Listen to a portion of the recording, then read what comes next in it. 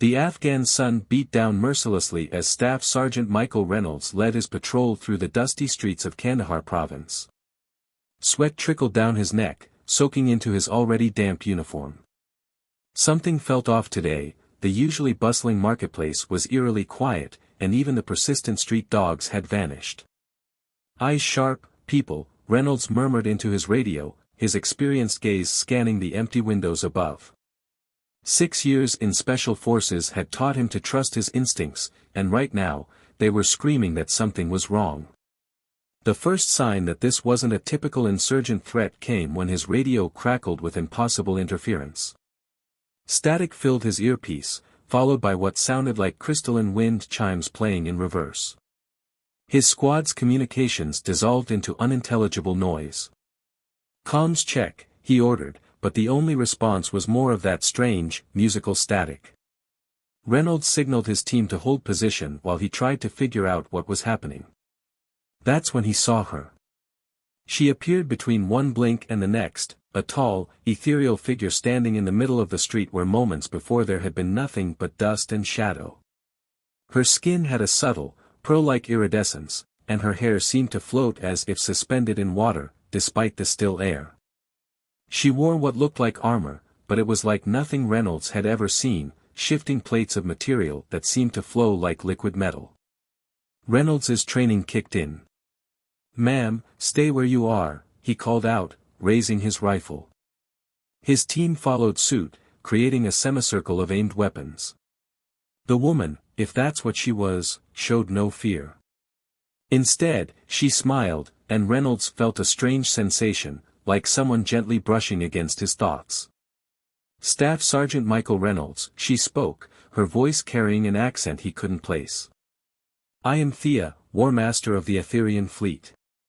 We've been watching your species for some time, and you, in particular, have caught our attention."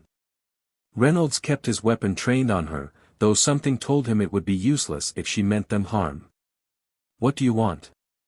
"Your help," Thea replied simply.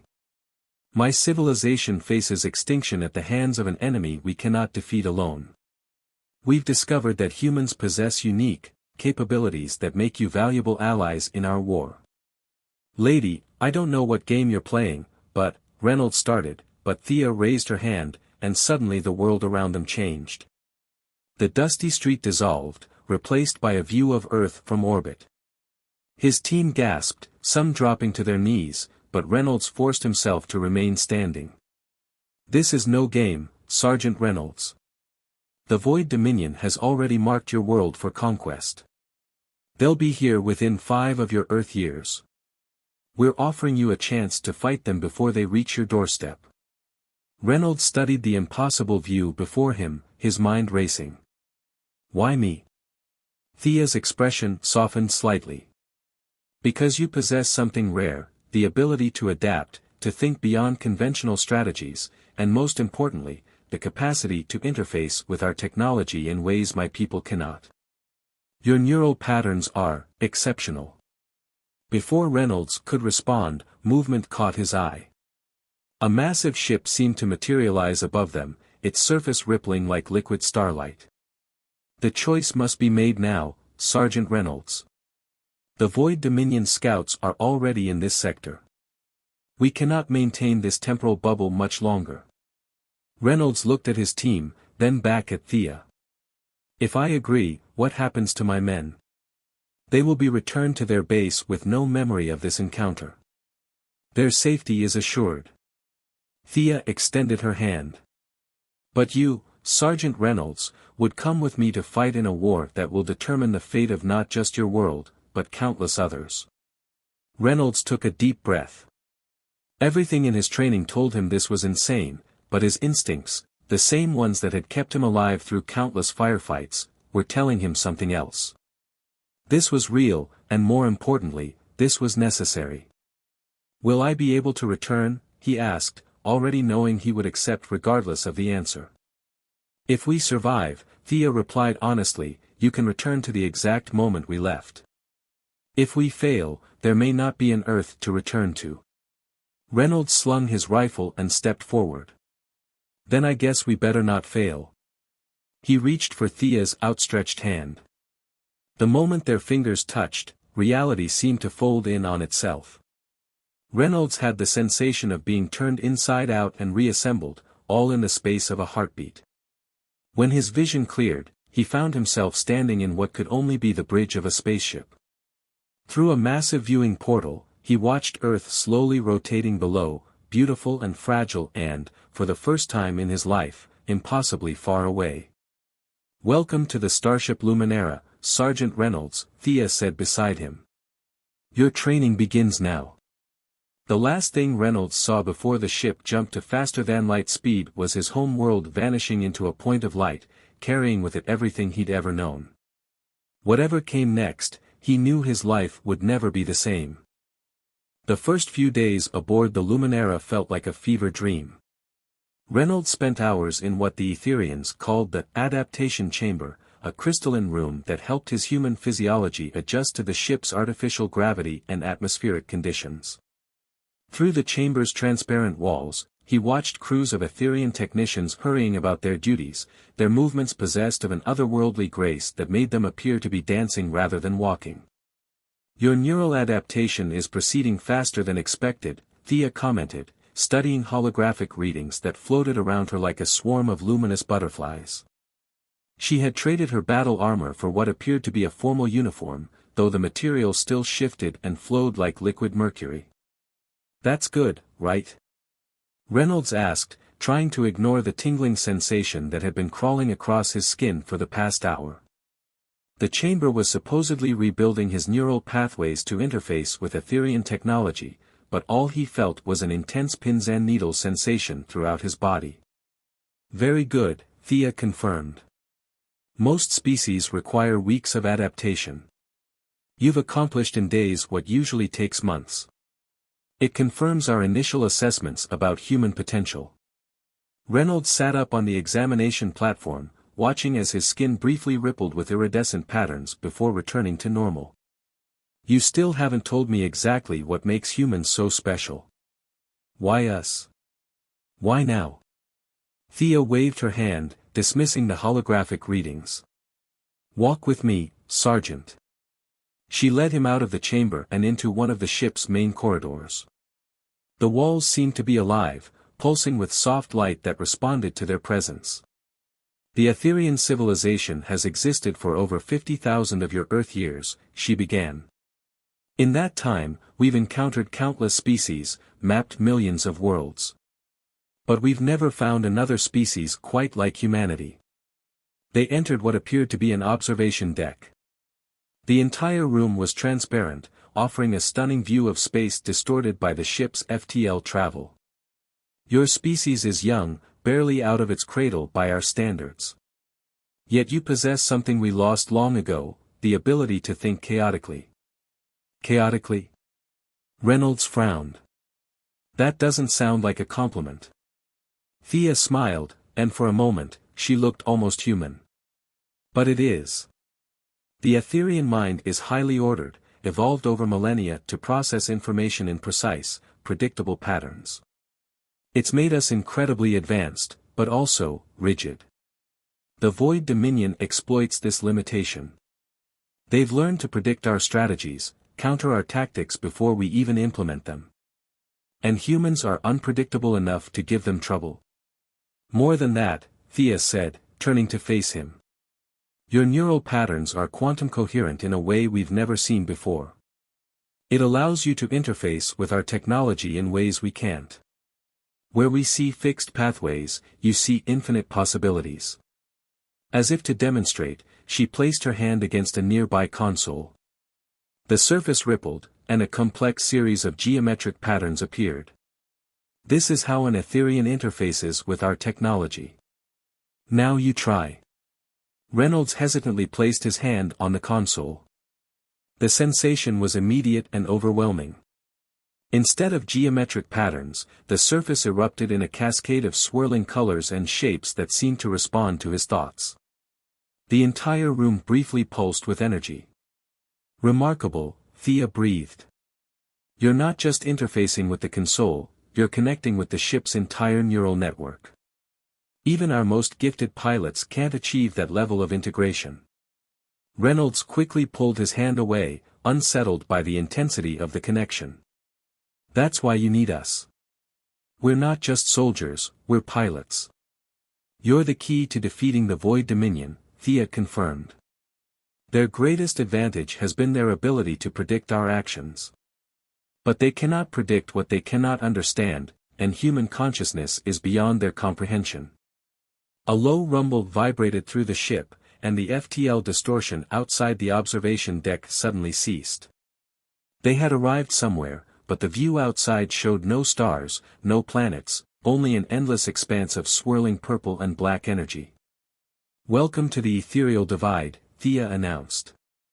"The front line of our war with the Void Dominion. Your real training begins here." As Reynolds stared into the cosmic maelstrom outside, a new sensation washed over him, a feeling of connection to the ship itself, as if the Luminara was trying to communicate with him. He realized that everything he'd experienced so far had been mere preparation. The true challenge lay ahead. "When do we start?" he asked, not taking his eyes off the ethereal display before him. "Now," Thea replied, and with a gesture, transformed the observation deck into what appeared to be a combat training chamber. "Your first lesson is learning to pilot an Etherian battle suit. Try not to die, the neural feedback can be unpleasant." Reynolds couldn't help but smile. This might be the strangest military training he'd ever undertaken, but at least some things remained constant. Instructors always enjoyed making their students suffer. As the training chamber hummed to life around him, he squared his shoulders and prepared to face whatever challenges lay ahead. He had a feeling he was going to need every bit of his special forces training to survive what was coming. The Etherian battle suit looked like liquid starlight until Reynolds stepped into it. The moment his consciousness merged with the suit's neural interface, it transformed into a crystalline armor that seemed to absorb light rather than reflect it. His mind expanded, connecting with the suit's systems in ways that felt both alien and strangely natural. "Your integration rate is unprecedented," Controller Valos remarked, his iridescent features showing what Reynolds had learned to recognize as surprise.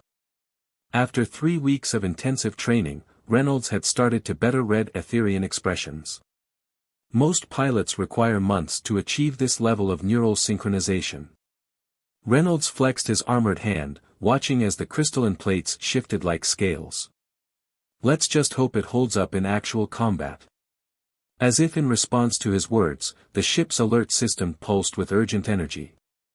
Thea's voice echoed through the chamber, Void Dominion forces detected approaching the Helios colony.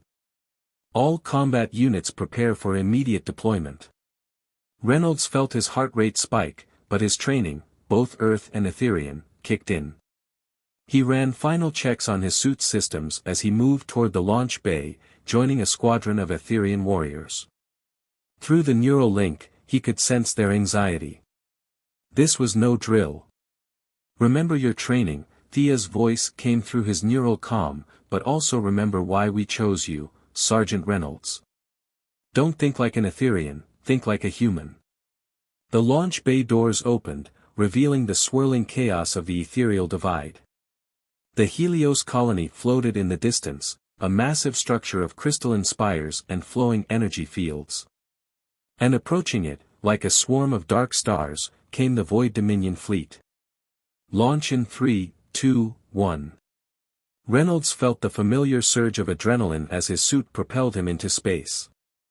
The neural interface translated the Void's deadly environment into sensory data he could process: temperature, pressure, gravitational fields. He moved with his squadron, their formation perfect and predictable. Too predictable, he realized. The Void Dominion ships opened fire, their weapons tearing through space with devastating precision. They had anticipated the Etherian formation perfectly. 2 warriors fell before they could react. "Break formation." Reynolds shouted into the neural comm random scatter pattern. "Make yourselves hard targets." He could sense the Etherian warriors' confusion and resistance to this chaotic approach, but they followed his lead. The next volley of enemy fire passed through empty space where their formation would have been. Reynolds pushed his suit to its limits, letting instinct guide him. Where the Etherians moved with mathematical precision, he moved erratically, unpredictably. The Void Dominion's targeting systems couldn't track him effectively. He dove through their first line of defense, his suit's weapons responding to his thoughts. Energy pulses erupted from his palms, taking out 3 enemy fighters before they could adjust their patterns. "Squadron, follow my lead," he called out. "Don't think about your moves, feel them. Act on instinct." The battle that followed was unlike anything in human military history. Reynolds led his squadron in maneuvers that defied conventional tactics, using the chaotic energy patterns of the ethereal divide itself as cover. The Void Dominion forces, accustomed to fighting the logical patterns of Etherian warfare, struggled to adapt. But the real test came when a massive Void Dominion carrier emerged from subspace. Its surface rippled with dark energy, and it began launching what looked like shadows given physical form. "Void Wraiths," one of the Etherian warriors warned. "Our weapons are ineffective against their phase-shifted forms." Reynolds studied the wraiths through his suit's sensors. They moved like smoke, passing through normal matter as if it didn't exist. But there was a pattern to their movement, a pattern he recognized from his days hunting insurgents in urban terrain. "They're not phase-shifted," he realized aloud. "They're operating on a different frequency. Squadron, adjust your weapon harmonics to match my signal." He reached out through the neural interface, instinctively tuning his suit's energy output to match the subtle vibrations he sensed from the wraiths. His next shot passed through their defenses, dispersing one into particles of dark energy. "How did you?" Controller Valos's voice trailed off in astonishment. "In combat, sometimes you have to feel rather than think," Reynolds replied, continuing to engage the wraiths. "Stop trying to solve the equation and trust your gut." The tide of battle turned. Following Reynolds' lead, the Etherian squadron began fighting with more fluidity, less predictability. The Void Dominion forces, unable to calculate and counter their movements effectively, began to fall back. When it was over, the Helios colony was safe, and Reynolds had proven something vital: humanity's greatest military asset wasn't technology or training, but their ability to act in ways that couldn't be predicted by even the most advanced tactical computers. Back aboard the Luminara, Thea was waiting in the launch bay. "You've exceeded our highest expectations, Sergeant Reynolds," she said, her expression intense. "But this was only the beginning. The Void Dominion will adapt, analyze, learn. Next time will be harder." Reynolds nodded, feeling the exhaustion setting in as his suit retracted. "Then we'll just have to be more unpredictable." He managed a tired smile. After all, that's what humans do best. As the adrenaline faded, though, a new thought began to form in his mind. The Void Dominion's tactics, their technology, something about it felt oddly familiar, almost like a dark reflection of Etherian capabilities. He filed the observation away for later consideration.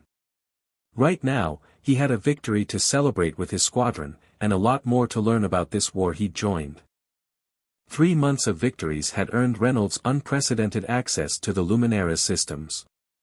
His neural connection to the ship had grown stronger, deeper, allowing him to sense things that even the Etherians couldn't perceive. That's how he found it, an encrypted data node buried deep in the ship's historical archives, pulsing with information that seemed to actively resist being found. Late in the ship's night cycle, when most of the crew was in regeneration, Reynolds sat in the neural interface chamber, his consciousness extending into the ship's systems.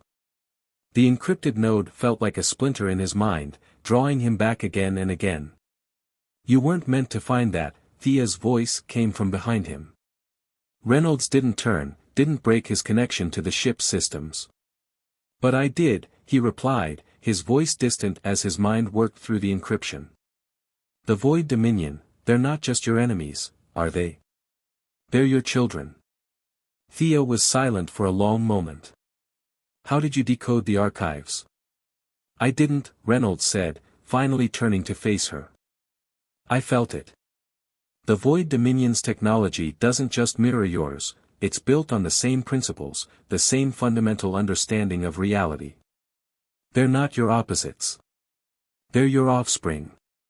The normally composed War Master seemed to age before his eyes. It was 50,000 years ago, she began, her voice heavy with ancient regret. Our civilization had reached its peak. We had mastered the fundamental forces of the universe, learned to shape reality itself. But with that mastery came stagnation. Perfect order, perfect prediction, and perfect boredom. Reynolds watched as she waved her hand, creating a holographic display of a younger Etherean civilization. A group of our brightest minds proposed an experiment, to introduce controlled chaos into our quantum computing systems, to force evolution through unpredictability. The results were unexpected. The hologram showed a massive surge of dark energy, tearing through ancient Etherean cities. The chaos we introduced took on a life of its own. It became conscious, began to evolve rapidly. Those affected by it changed, their very essence transforming into something we no longer recognized. They became the first of the Void Dominion. You tried to destroy them, Reynolds said. It wasn't a question. We tried to contain them, Thea corrected, but her eyes betrayed deeper guilt. They were too unpredictable, too dangerous. We couldn't control them, couldn't predict them. So we attempted to purge the chaos from our systems. But they survived. More than survived. They thrived in the spaces between realities, in the quantum foam we had taught them to manipulate. They grew stronger, bitter, determined to prove that their chaos was superior to our order. Thea's expression hardened. They want to reduce the universe to pure entropy, to destroy all structured existence. Reynolds stood, breaking his neural connection to the ship. That's not the whole truth either, is it? I've fought them, connected with their tech. They don't want to destroy everything, they want to force evolution, just like their creators originally intended. They're trying to fulfill their original purpose. A purpose that would doom countless civilizations. Thea's composure cracked slightly. You've seen what they do to the worlds they evolve, entire species transformed into creatures of chaos, billions of minds shattered by exposure to pure entropy. And that's why you need humans, Reynolds realized. We're not just unpredictable, we're proof that chaos and order can coexist. We're what the original experiment was trying to create. Thea nodded slowly. You're the bridge we failed to build 50,000 years ago.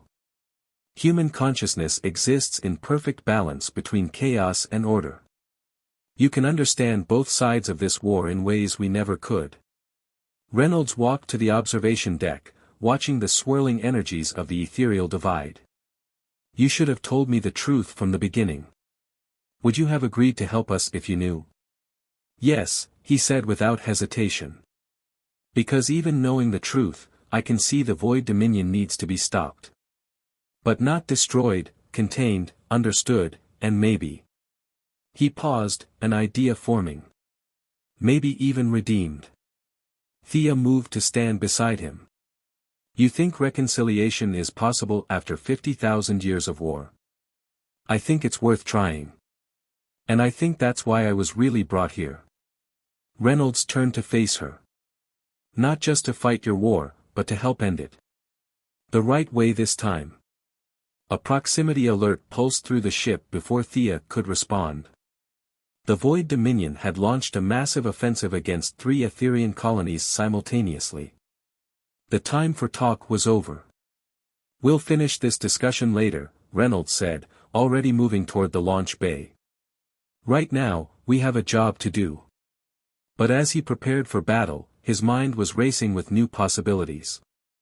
If humans could bridge the gap between chaos and order, perhaps they could also bridge the gap between parent and child, between creator and creation.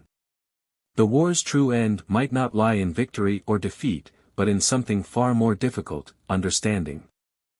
The battle map in the Luminara's command center showed the Void Dominion's offensive in stark detail, 3 massive fleets converging on critical Etherean colonies. But Reynolds saw something the others didn't, a pattern in the chaos, a purpose behind the seemingly random attacks. They're not targeting the colonies, he announced, his neural link to the ship's systems helping him process the complex data streams. This is about something else. The attacks are too precise, too coordinated. He manipulated the holographic display, highlighting energy patterns that pulsed beneath the surface of normal space. They're trying to trigger a quantum resonance cascade. Thea's eyes widened as she understood.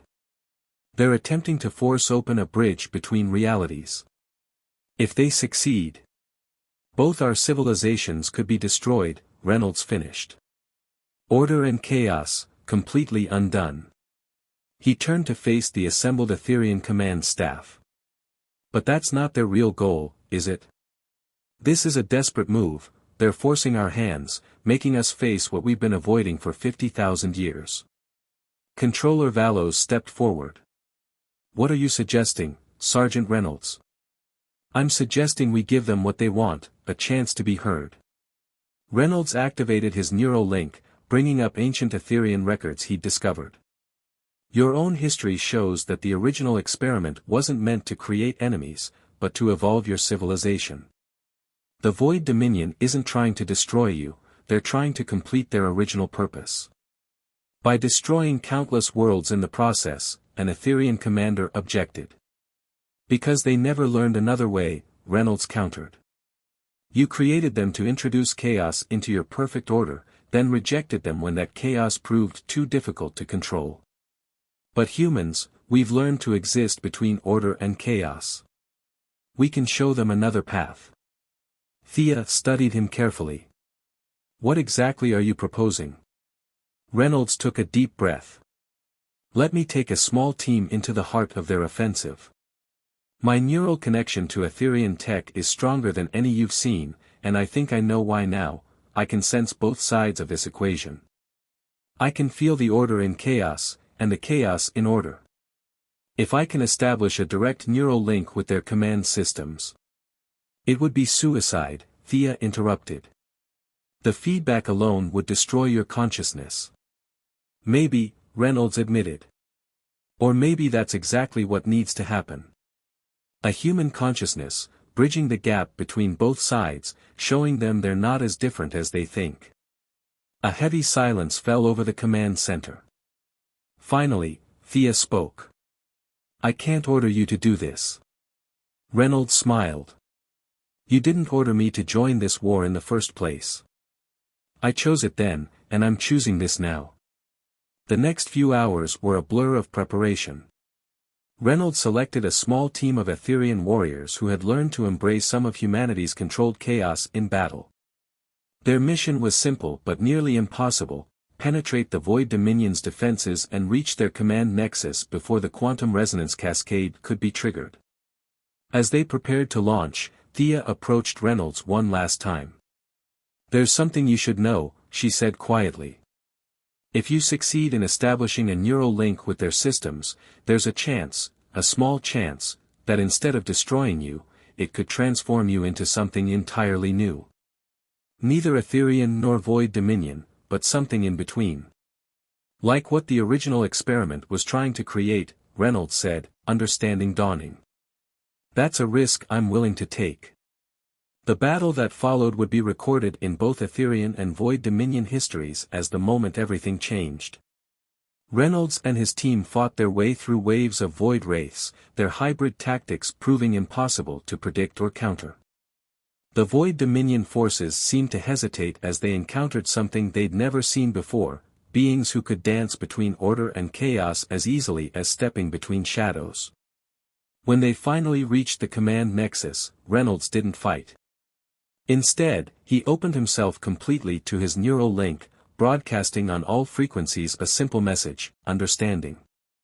The feedback was immediate and overwhelming. 50,000 years of pain, rejection, anger, and longing for acceptance flooded his consciousness. In that moment of connection, both sides experienced something unprecedented. The Void Dominion felt the possibility of controlled evolution, of change without destruction. The Etherians remembered their original purpose, not to achieve perfect order, but to continue growing, learning, evolving. Reynolds's consciousness became the bridge, his human ability to exist between extremes creating a path for both sides to meet. The transformation Thea had spoken of began to take hold. His physical form began to shift, becoming something new, a being of both light and shadow, order and chaos. The quantum resonance cascade was halted, but something else took its place, a controlled quantum merger, creating a space where both civilizations could exist and interact. The war that had raged for 50,000 years didn't end in victory or defeat, but in the beginning of understanding. Reynolds survived, though he was forever changed. He became the first of a new kind of being, one that could truly bridge the gap between order and chaos. His transformation opened the door for others, both human and Etherian, to follow, creating a new civilization that embodied the best of all worlds. Years later, when asked if he regretted his choice, the being that had once been Staff Sergeant Michael Reynolds would smile, a gesture that rippled through both light and shadow, and say, "Sometimes the greatest victories don't come from winning battles, but from finding the courage to stop fighting them." The real challenge isn't choosing between order and chaos, but learning to dance with both. And in the depths of space, where the ethereal divide once marked a boundary between civilizations, a new reality flourished, one where order and chaos existed not in eternal conflict, but in eternal balance, each made stronger by the presence of the other. The war was over, but the evolution it had always been meant to spark was just beginning.